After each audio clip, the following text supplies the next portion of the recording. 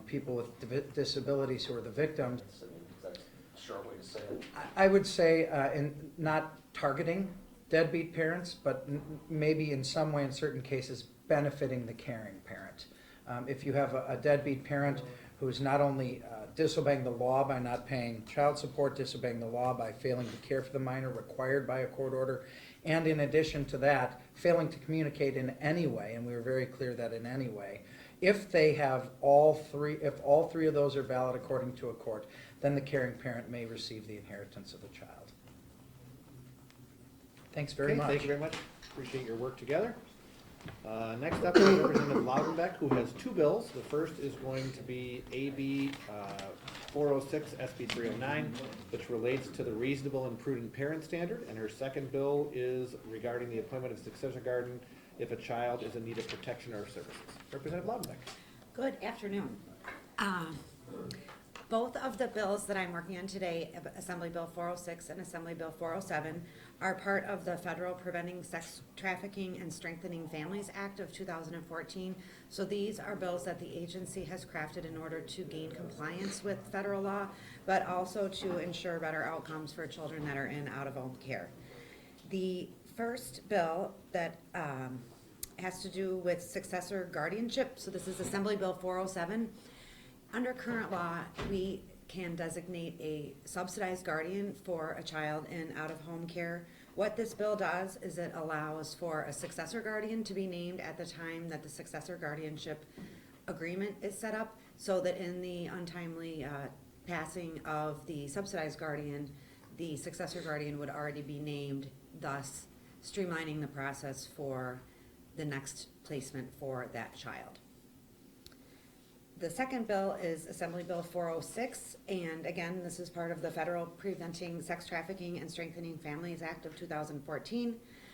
This bill requires the department to create procedures for foster parents and subsidized guardians to practice what is called a reasonable and prudent parenting standard. So basically, they would be able to apply kind of the same decision-making criteria as you would as a parent to allow the child to engage in age and developmentally appropriate activities. So students are not denied an opportunity, for example, to go on a field trip because they weren't able to obtain the permission of the birth parent. So this would provide immunity from civil liability to the foster family, so that the child can engage in more normal age-appropriate experiences. The second element of the bill relates to permanent placements for teens that are in out-of-home care. And the third element of the bill requires earlier opportunities for independent living classes for youth in out-of-home care starting at age 14, so that they can learn things about like financial planning and meal preparation and things that are going to serve them when they age out of care. And I'm happy to answer any questions. Okay, good explanation. Thanks. Next up, Representative Ballwig has a bill regulating the disclosure of students' records that are pertinent to addressing a pupil's educational needs. Representative Ballwig. Thank you. Good afternoon. So this bill, like a large number of the bills that are on the agenda today, are moving forward our forward agenda regarding strengthening families and supporting children. And this bill does support some of those most vulnerable children who are in foster care. It was actually developed, it's in response to federal regulation now, which is called the Uninterrupted Scholars Program. It actually had a couple of Wisconsinites involved in the structure of this on the federal level, both from our Department of Children and Families and our Department of Public Instruction. So in the case where a birth parent is not available or is uncooperative, the child welfare services, whether it would be the state or it would be a local county, would be able to access the child's school records, so that at the time that they're trying to put this child into a proper foster care situation, that they would have those pupil records. Understand if there's an IEP, if they're doing well where they are in their current school, what kind of programs they're on, maybe they're on a sports team, you know, really do something that is gonna help the child make that transition just as easily as possible. Again, it's only in the case of that birth parent being unavailable or uncooperative. The department will always work to make sure that they get a sign-off from the birth parents to make sure that information is available to the foster parents. This would only be used in the case of, by the department or the agency to put that child into the best possible foster care situation as soon as possible. And that's the gist of it. Any questions? Okay, Okay, thank you very much. thank you. Next up, we have Representative Todd Novak, who has a bill dealing with birth parents whose parental rights have been terminated in the state to find out information about his or her child and access medical and genetic information about such a birth parent. Representative Novak. My bill is updating the current adoption research program within the Department of Children and Family Services. The program was created in 1982 and was started to as a point for birth parents and adoptees to be able to find each other if they wanted. The department is getting more and more requests for medical information from adoptees from their birth parents. Currently, the way it is, many adoptees are asking for medical information and finding out that their birth parents have passed away. The way the current law reads, you have to go to court to get those records. This will eliminate that loophole. If a parent is deceased, the adoptee will be able to get their birth parents' medical information. Also make some other changes. Currently, you need a physician's request or for physician's permission to request medical information.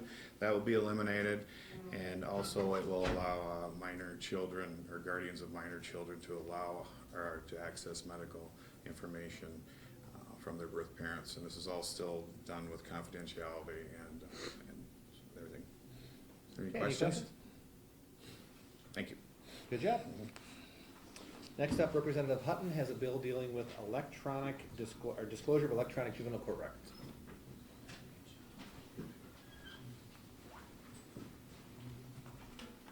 Representative Hutton. Speaker? Yes.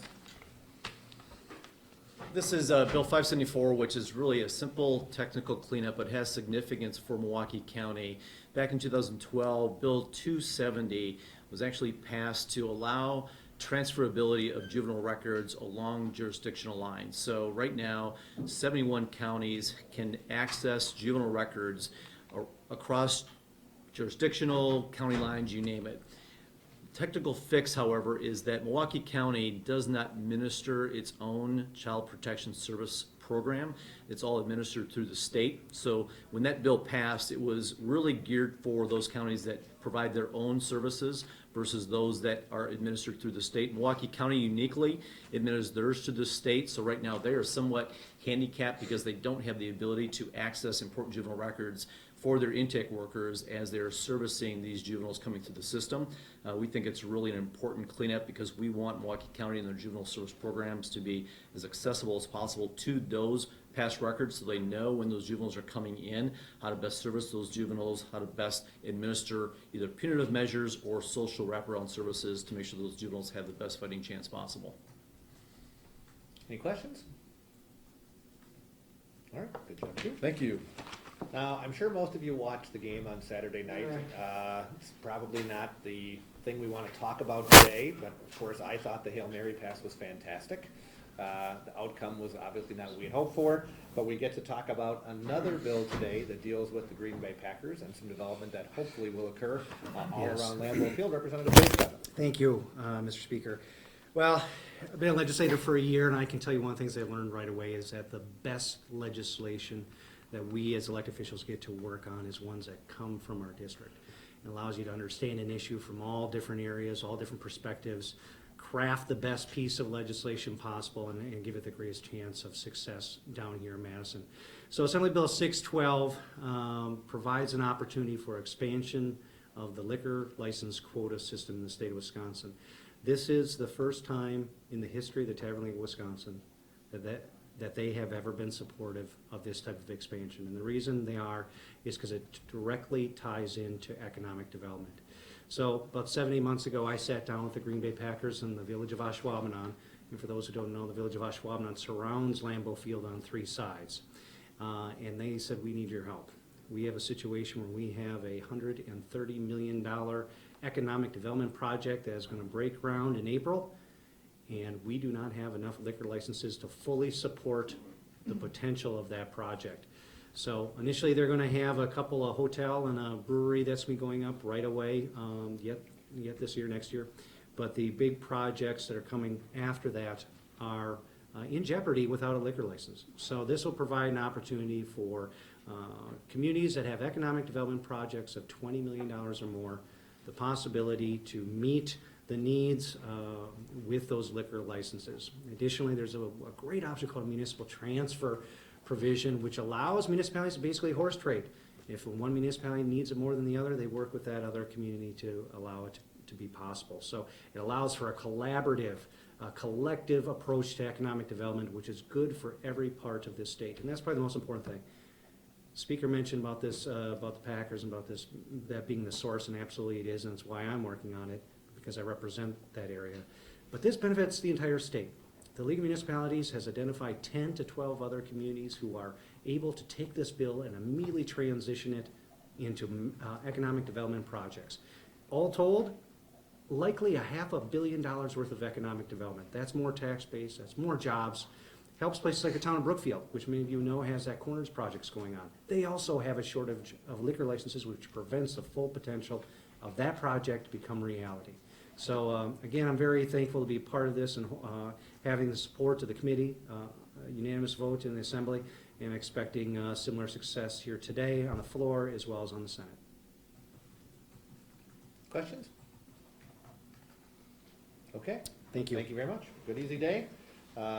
My assumption is we'll be on the floor no more than 2 hours, so we can have debate. You heard most of the bills are bipartisan and unanimous today. So hopefully we'll be able to get out and allow Governor Walker and the security sweep to occur. I think that's happening at 4:30, so our goal is to finish no later than 4:30 today. All right? Thoughts on the governor's speech, what you want to hear, what you think you might hear?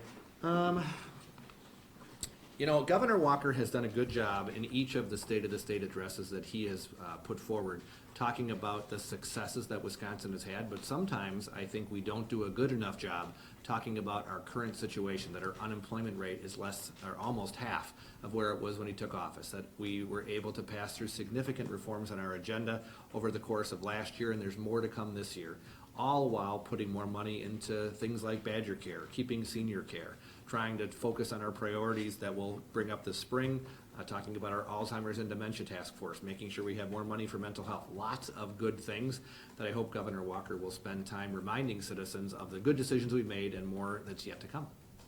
Do you expect him to say anything new? Sure. I mean, he's going to talk about the college affordability plan. That's not new. Well, he came to you earlier to give you a little preview. Maybe he didn't release every single detail in the plan. Who knows? But I think that State of the States, if you saw what Barack Obama did, it was to talk about where we'd like Wisconsin to go, where we've been, and the challenges that remain. And I assume Governor Walker will follow a similar playbook. Does he have to remind the voters that, given the poll numbers, not just for him, but for the GOP legislature as well? Well, part of it is not just about the poll numbers. Part of it's just making sure people know the good things that we have been able to accomplish. One of the criticisms that I have heard from folks is that you guys are so good at passing bills, sometimes you don't take the time to talk about the positive impact that you're actually having on the state of Wisconsin. Just a small bill like we're talking about that Dave Steffen just mentioned, that could be almost $500 million in economic development. That's a good thing.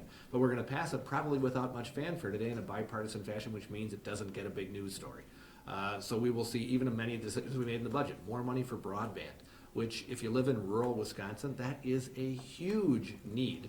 And we're putting more money into that. So I think there's a lot of good things that we should take and make sure everybody in Wisconsin knows that we do, and let them know we're still listening about the needs that are not solved but still ongoing. CAFR report in December, Speaker Boss, $1.8 billion deficit. Any concerns that need to be addressed? So I think the report you were focusing, I just want to make sure you're talking about the same thing, is the potential of the gap deficit? Yes, Is sir. that what you're talking about? Okay.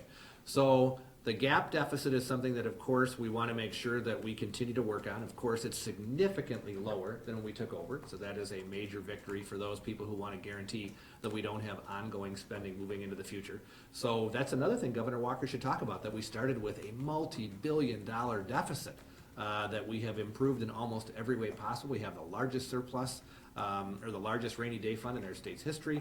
We have a significant surplus that we're going to spend some of it on our priorities like mental health and Alzheimer's and making sure we can keep college affordable, but all within budget and doing it in a way that doesn't return us to the old dark days of Democrats in charge with more taxes, more spending, and more debt. What do you think about his college affordability plan? I support Governor Walker's plan. I give him a lot of credit that I know he has worked on it a lot with my colleague Dave Murphy from the Fox Valley. He has been working on this for months with Governor Walker. I think that we see a topic that is really not the fault of state government in Wisconsin. We know that we have frozen tuition in Wisconsin over the course of the past 4 years, and I think that's something we should also be proud of. We have seen that in many ways the federal government has turned the lending program into something that is very easy to access but expensive to maintain.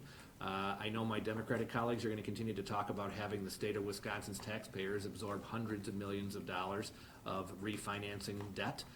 I think we should definitely wait and see what happens in other states. We know in Connecticut, where they did this refinancing, they're offering higher interest rates than the ones that are being offered by the federal government, and nobody refinances at higher interest rates.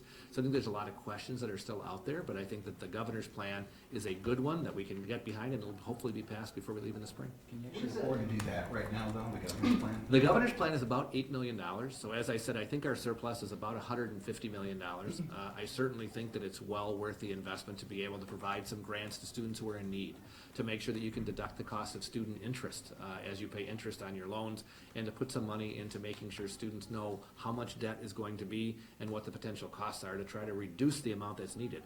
So I think there's a lot of good ideas in there. What's that fetal tissue compromise gonna look like when you pass it? We're waiting for the authors of the bill to sit down and work with those who have concerns. I'm hoping that they bring a proposal to me, but I haven't been seeing anything yet.